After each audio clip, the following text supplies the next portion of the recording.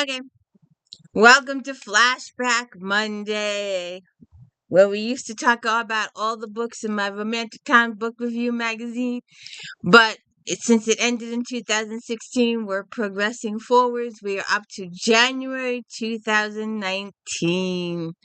We are slowly making our way to the present day, and when we get here, if anybody has any ideas, please leave them in the comments for future stories. I may go back to the magazines again. We'll see what happens. Welcome to the D. Louise book series. I'm Christina KRSTINA. This is where we read books, talk about books, no special effects, no theme music, none of that fancy stuff going on here. And I may have a couple of these books twice. Alright, so Hot Fudge Murder. Once Kate arrives at glamorous gala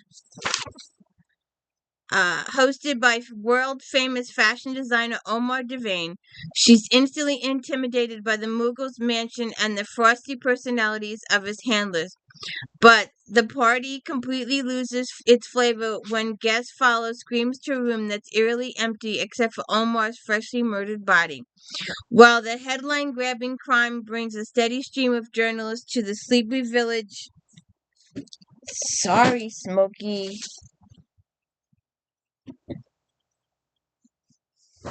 Ouch. While the headline-grabbing crime brings a steady stream of journalists to the sleepy village of Wolfert's Roost, Kate knows things won't return to normal until Omar's killer is brought to justice, and with the scandalous case driving customers away from lickety-splits, she has no choice but to put down the ice cream scooper and expose the culprit on her own. As Kate crashes high school profile photo shoots and mingles with the fashion biggest influence in search of clues, the puzzling truth about Omar's fame and fortune rises to the surface, and with it the key to the twisted killer's motive. Kate will have to navigate the celebrity's lifestyle to save her fledgling business, but attempts to freeze cold-hearted criminals in their tracks could lead to a double scoop of deadly trouble. It's one of those. We have 2 ice creams in the month. There's 2 ice creams. Would you, she's gonna knock over my Leaning Tower of Pisa here. Would you stop? Duchess by Deception. Derek Egan, the dashing Duke of Westwood, is well aware of the looming deadlines, but wary of tiresome debutantes. He seeks a respite at the country home in Essex and encounters a man digging on his property. Except he's not a man, he's a lovely woman who suddenly faints at his feet. Would you stop? Catherine McNabb's disdain for the aristocracy has already led her to flee an arranged marriage with a boorish viscount. The last thing she wants to be is waylaid in a duke's home, yet she's compelled to stay by the handsome, thoughtful man who introduces himself as the duke's estate's manager. Derek realizes... Yes, ma'am. Hold on a second. Alright, she knocked over all my books. I'm gonna have to add this to my mistaken identity pile. The list is like huge. It's like this long. I have to go through it and pull out the best ones. So he pretends to be somebody else, and then so they're in different classes maybe, so that they can't marry, but then they do fall in love, and the big reveal is that he's the Duke, because he didn't want her marrying him for his money. See what happens. Sheila Connolly, The Lost Traveler. Danger comes to Cork in the 7th County Cork mystery from author Sheila Connery, and it's up to Moira Donovan to find a way to protect all she's worked for. Pub owner Moira Donovan is setting into a charmed life in Ireland until a mutilated body on her property ends her lucky streak. Boston expat Moira Donovan came to Ireland to honor her grandmother's last wish, but she never expected to stay in provincial County Cork, much less inherit a house and a pub. Sullivan's is in the small village of Leap. After a long year struggle to stay in the black, Sullivan's is finally thriving, and Mora's even brought back traditional Irish music to the pub. With a crop of new friends and budding relationship with Mick Nolan, Mora's life seems rosier than ever, but even in Ireland, you can't always trust your luck. It begins with Mora's discovery of the body in the ravine behind the pub, and then the Irish Garda reveal that the victim's face has been battered beyond recognition. Who is the faceless victim? Who wanted him dead? Now, what year is this? If this is current times, they can do fingerprints, can't they? Even the dead man is finally given a name. Nobody misses knowing him in the tight world of Leap. No one is talking, and now it's up to Mora to discover the dark secrets. Miss ARMENTROUT. We just talked about her. Even a ghost hunter like Rosie Herpin couldn't have foreseen the fateful meeting between the two mourners that brought her so intimately close to the notorious and seductive Devlin D. Vincent. Everyone in New Orleans knows he's heir to a family curse that frightens and enthralls to locals. Devlin is the devil to Rosie. He's a man who's stoking her wildest fantasies. When a brutal attack on her friend is linked to the Vincents, he becomes a mystery she may be risking her life to solve. Oh, and Selena, naked guy on the cover. Alexandra Ivy, you will suffer. 4 stars.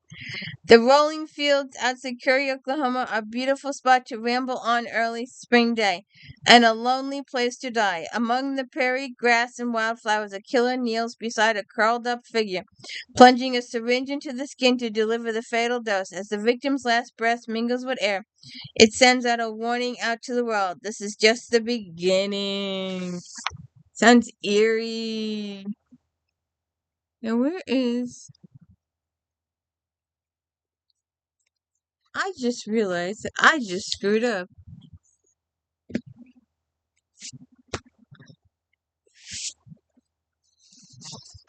Which one of these did I screw up? I don't know. Let's get to it. Tempt Me with Diamonds, Jane Feather.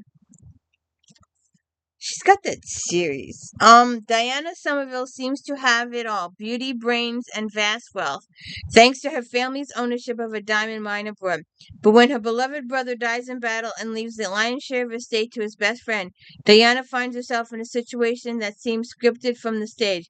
Sharing her family home with the man she used to love and now loathes, Worth, her unfaithful former fiancé, has already moved in. Uh-huh.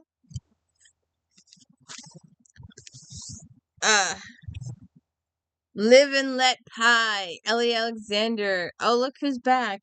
The heat is on for pastry chef, family business operation, and unlikely sleuth Jules Capshaw. Just when she thought she could enjoy some time away from the kitchen, Jules managed to discover a skull during a picnic by the lake. As if unearthing remains that may be connected to the missing persons case from 1960s isn't enough on her plate, Jules must contend with the unsolved matter of her own marriage with her strange husband Carlos. Sails the open seas, awaiting a verdict. Then there's Jules' bitter landlord Edgar, who's intent on making a sweet deal on a vacant lot down the block from Torch until he turns up dead. Oops. Is that a foot in the air of yes or foot in the air of no? Death by Committee. Alexis Morgan. After a rough divorce, Abby McCree only wants to stitch up her life and move on, but other loose ends appear after her elderly Aunt Sybil passes away, leaving Abby to tend to a rundown estate, complete with a sobry mastiff of questionable pedigree and a sexy tenant who growls more than the dog. As Abby gets drawn into a tight-knit quilting guild, she makes a twisted discovery. Aunt Sybil's only rival is buried in her backyard. Hey, get alive! All right. Chloe Brown is chronically ill computer geek with a goal, a plan, and a list. Almost, but not quite dying. She's come up with 7 directives to help her get a life, and she's already completed the first, finally moving out of her glamorous family's mansion. The next, enjoy a drunken night out, ride a motorcycle, go camping, have meaningless but thoroughly enjoyable sex, travel the world but nothing but hand luggage, and do something bad. But it's not easy being bad, even when you're written step-by-step guidelines on how to do it correctly. Chloe needs a teacher, and she knows just the man to do it. Redford Red Morgan, the handyman tattoo with a motorcycle. Ah, if I remember, I will show it. I probably won't remember. I bought one of those corner pieces for cats. I think it has catnip in it. I don't know. I can't smell anything. I don't see anything. But they do. The the girls are just going bonkers over the stupid thing. Alright. Sarah Graves, our other ice cream book. Death by Chocolate Malted Milkshake. The island fishing village of Eastport, Maine has plenty of salty local characters. It also has a sweet side, thanks to Jabia Jake Tiptree, her best friend, Ellie, and their waterfront bake shop, the Chocolate Mousse. But when island life is disrupted by an occasional killer, Jake and Ellie put their chocolate treats aside to make sure justice is served. This summer, Eastport's favorite lovebirds, kindergarten teacher and Sharon Sweetwater, and Coast Guard Captain Andy Devine are getting married. The gala reception is sure to be the fate of the season, with the wedding cake-sized whoopie pie courtesy of Chocolate Mousse. But Jake and Ellie, the custom-ordered confection, will finally reel in much-needed profits. But the celebration air and sweet smell of success are ruined by murder. Ah. What doesn't kill her? Kellen Adams suffers from a year-long gap in her memory. A bullet to the brain will cause that. She may also have misrepresented her identity to the U.S. military and be the mother of a 7-year-old girl. As she discovers the truth, what she changes her life, she gains confidence in her very self. She finds herself in the wilderness, on the run, unprepared for enemies unknown, and she is carrying a priceless burden she must protect at all costs. Did you just turn off my computer? Smoke. Did you just turn off Mommy's computer?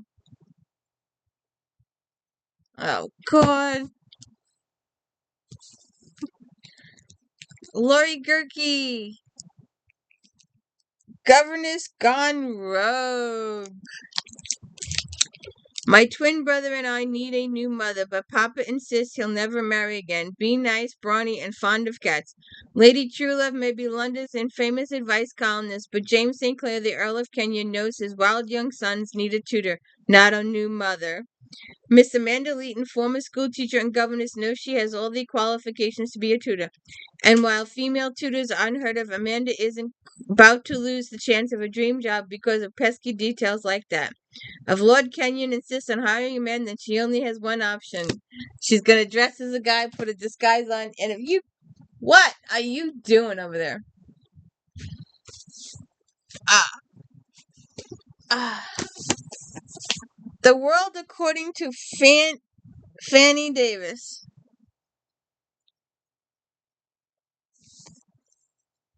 In 1958, the very same year that an unknown songwriter named Barry Gordy borrowed $800 to found Motown Records, a pretty young mother from Nashville, Tennessee, borrowed $100 from her brother to run Numbers Record out of tattered apartment on Delaware Street in one of Detroit's worst neighborhoods.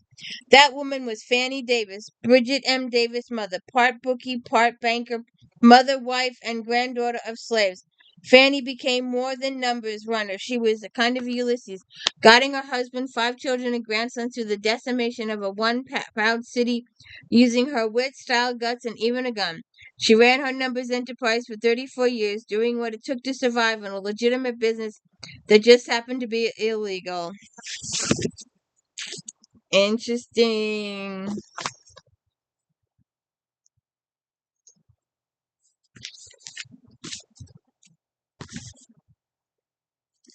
Miss Sands, have you watched my Arginos yet? Have you seen my Arginos? Go check out my Arginos. And while you're at it, hey Selena, naked guy on the cover. Did you see? Did we talk about Miss Monica and all the naked guys on her covers? I love you. You love me? Ah, the wrong Highlander. When Lady Evina McLean had heard much about Roy Buchan's skill as a healer, what she hasn't heard is how good the brawny Highlander looks bathing in a waterfall. But Evina can't afford the distraction, for her ailing father urgently needs care. Only when she's rendered Buchanan unconscious and dragged him back to her family's castle does she realize the truth. It's not Rory she kidnapped, but it's his brother. Case of mistaken identity. Uh-huh. Uh-huh. The lady of second chances. I call her the second chance author. If you haven't watched my If Then Second Chance, go watch my If Then Second Chance. If you're into romances, that is. Playing for keeps.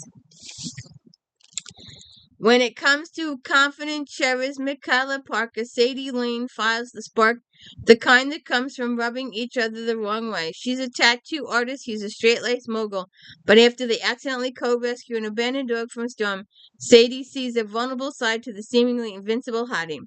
You'd better be sure Caleb doesn't do emotions. Growing up the underdog, he's learned the hard way to build an impenetrable wall. But someone broke into that wall. Hey, sci-fi it. Reckoning of Fallen Gods. R.A. Salvatore. The white flames grew, climbing up his arms, but his screaming changed to a singing, a most beautiful song. In light notes full of promise and hope, as once the ago shielded the wives from the blinding light and heat, as the white flames climbed harder, engulfing the child, growing. The fires came alive, they leaped away from the God King, reuniting the torches. And on the obsidian throne sat no child, but an ox man, a tall and glorious, his head framed in hair of sunshine, his nose the brightest red, lined by blue so brilliant that it would shame a crisp autumn sky. Okay. I don't get it. Up. The Best of Us. Did I put you to sleep? Lee Culliver loves practicing. Oh, hey, you turned my computer back on. Thank you.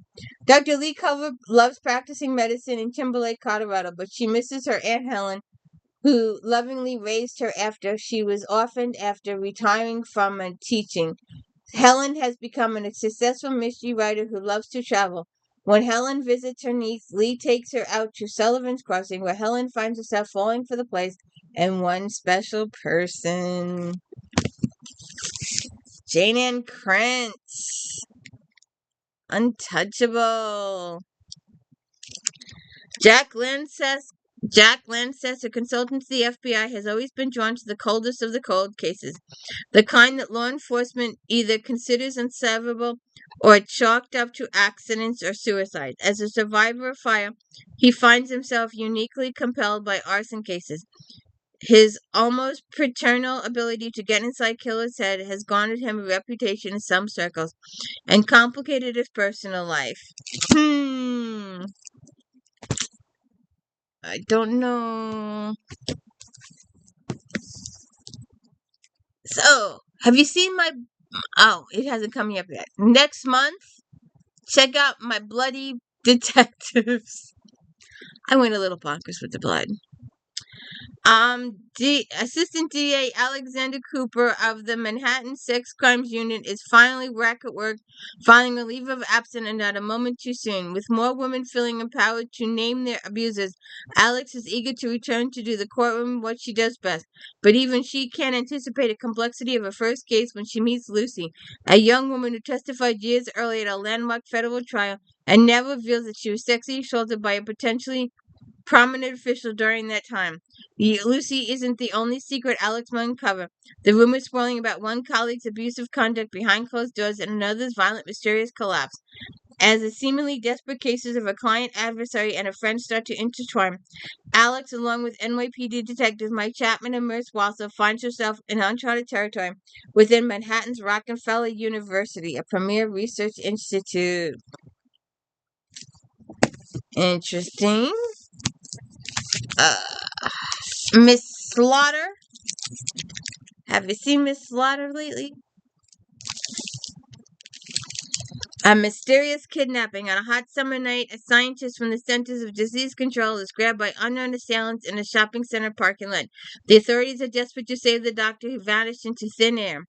A devastating explosion. 1 month later, the serenity of sunny Sunday afternoon is thwarted by the boom of a ground-shaking blast, followed by another seconds later. One of Atlanta's busiest and most important neighborhoods has been bombed. The location of Emory University, 2 major hospitals, and an FBI field office. They gotta get it done. Medical examiner Sarah Linton and her partner Will Trent, an investigator with the Georgia Bureau of Investigation, rushed to the scene to investigate. Miss Martin, my romance lady, taking a step out of romance.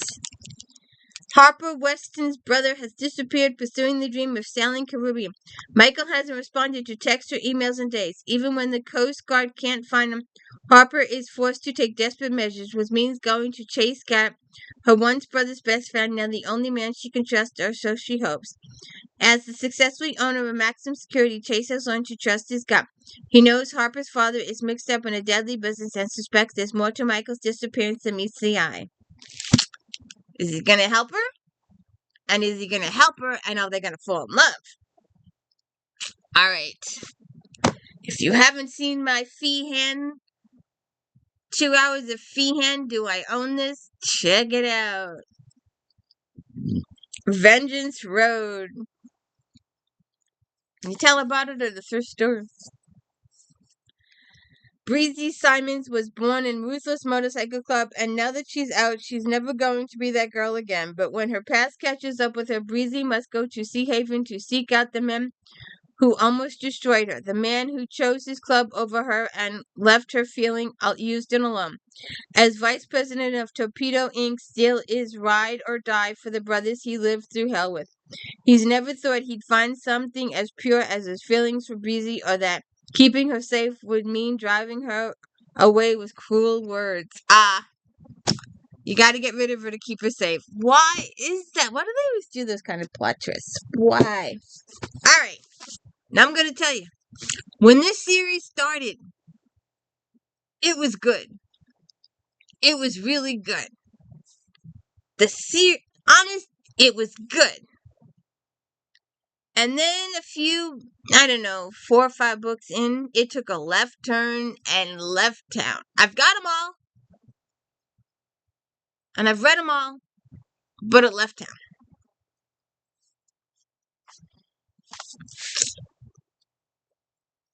It was... And, I'm thinking about this, the Ghost TV show. If the Ghost TV show would do a spinoff with Kyle solving murder mysteries, that would be awesome. Talking to the ghosts about who murdered them and stuff like that. Doing right, wrong, stuff like that. So that they could ascend. I'll have to post that on one of the pages. But anyway. She's a investigator. And she would help people solve their murders. And because she could see dead people. And then so many books in, her and Ryes get together, Reyes, and the book takes a left turn, and the series it just goes places. But anyway, this is the last one I have anyway. Summoning to 13 Grave. Charlie Davidson's Grim Reaper extraordinaire is pissed. She's been kicked off the earthly plane for eternity, which is exactly the amount of time it takes to make a person stark raving mad. But she's someone looking out for her, and she's allowed to return after a mere 100 years in exile. Is it too much to hope that not much has changed? Apparently it is. Bummer. She missed her daughter, she's missed Reyes, she's missed Cookie, Garrett, and Uncle Bob. Now that she's back on Earth, it's time to put the rest burning questions that need answered. What happened to her mother? How did she really die? Who killed her? And are the cupcakes and coffee the best medicine for a broken heart? So check it out. So that is the end of Flashback Monday. Did you see anything that interested you? And check out Sunday unboxing, and I'm not sure if I'm doing it every week or every other week. I haven't really gotten that far yet with the series, but I'm gonna do brand new, never published authors, or sort of published authors, after unboxing, and it may take over unbox. We'll see what happens. My daily book reviews and Star Trek Next Generation recaps on Fridays, and Voyager recaps on Fridays, and If Then Fridays. If you like this book, then you might like that book. And JD Robb Saturdays, and unboxing Sundays, my daily book reviews, and every night at 7:45 on the Daily Reviews Book Series channel, we're talking Outlander, the different Outlander books. Have a good one.